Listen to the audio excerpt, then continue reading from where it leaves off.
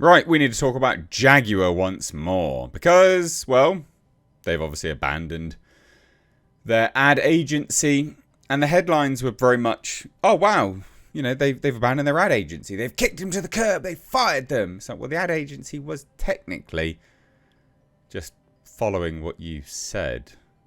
So, are you firing any of your staff? Any of your executives? No? Okay then. So let's take a look at this, because they've obviously been... the change in ad agency was a bit of a scapegoat for them.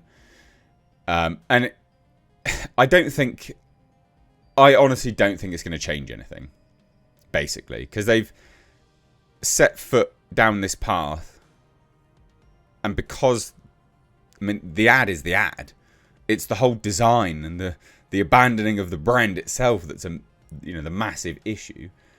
Right, the design of the car, unless you're going to randomly chuck the Jaguar Prowler on the front, it's still the same thing, isn't it, really? So, I have this article here, and I just thought this was quite comical. So, Jaguar is accused of abandoning heritage with woke rebrand ahead of full debut this year. So, we will actually see the whole debut of their cars, because people forget that the cars that they did show, the like pink and blue coloured car, that's not the car that they're selling. It's just a concept car. The car that they're going to make is actually uglier, hilariously, if you could even dream of such a thing. But yes, the car that they're making is even uglier. So we're going to see the whole thing soon. Their whole rebrand is going to be revealed. And yeah, it's going to be quite comical. Anyway, before we continue with this, please do hit subscribe, guys, to turn those bell notifications on. But yeah, it says this: the fact that Jaguar is now seeking a new ad agency reveals just how deep the fallout runs. But again, remember, it's not just the ad agency, it's the executives at the top. You know, you had Adrian, I think the chap's name is, the CEO. Like, he's a problem with Jaguar. You know, he's part of the reason why Jaguar keeps going down pride parades, for goodness sake. It's a car company. Why are you at a pride parade? What are you doing? So Jaguar has been slammed by a design expert over its controversial rebrand of its iconic Leaper and Growler iconography. Oh, I said Prowler, didn't I? Growler.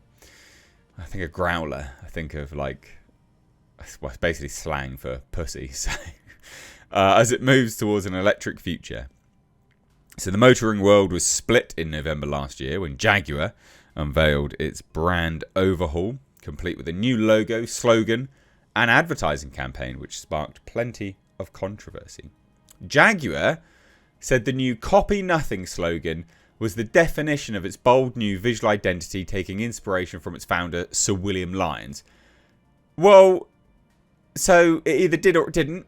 Again, like, you've binned off the ad agency, but that is what you guys said. Was what one of your design chaps said in Miami.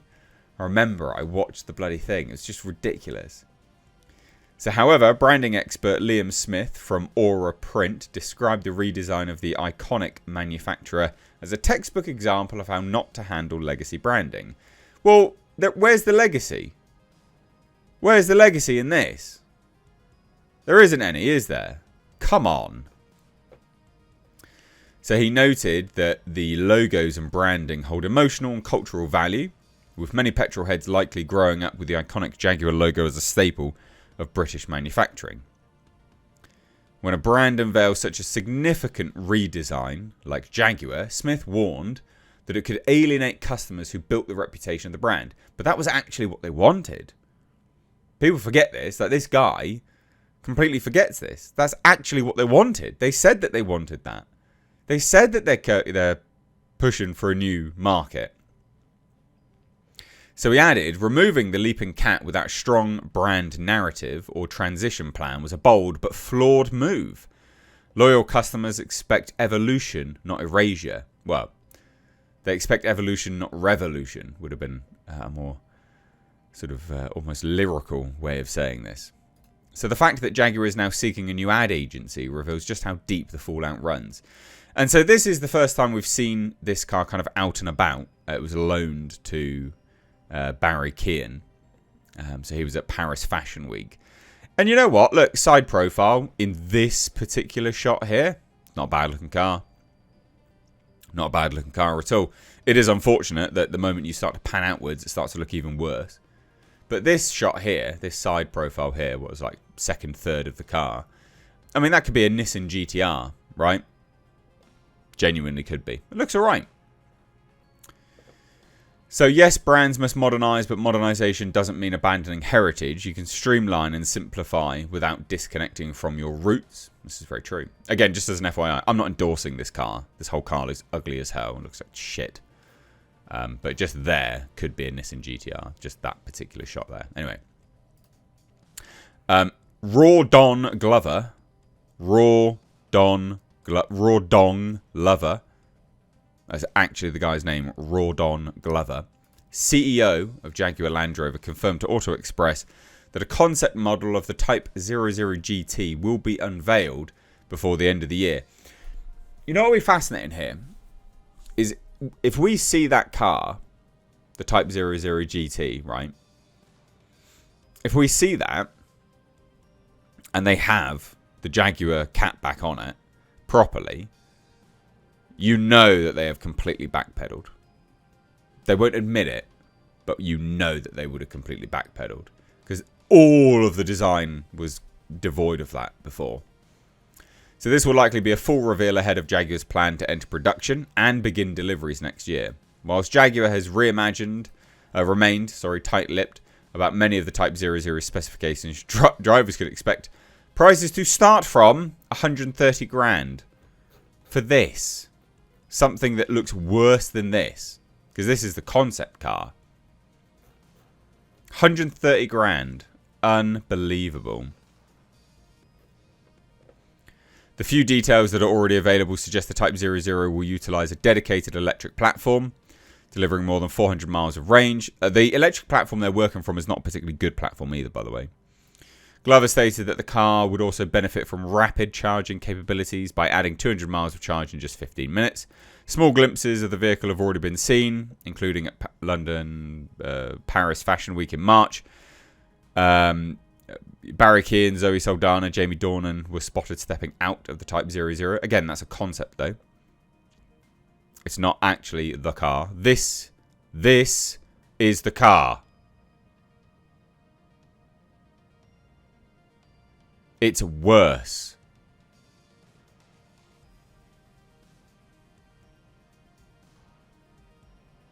Like, it's way worse than the concept.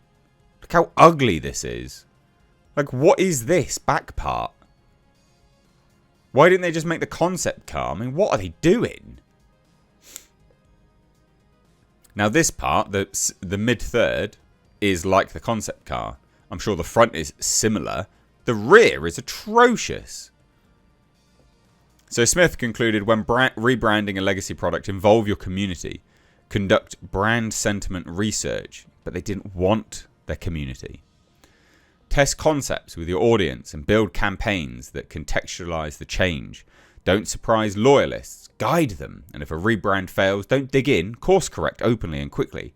Rebrands should feel like evolution, not revolution. Way, said it. Jaguar's experience proves that heritage is a powerful branding asset that must be handled with care. Yeah, well, and a moron could have told you this. But apparently no morons work for Jaguar. Only just complete brainlets, I guess. So there you go. But remember, ladies and gentlemen, that Jaguar wanted a new audience. They wanted a new community. They wanted new customers. They didn't care about their old ones. 130 grand.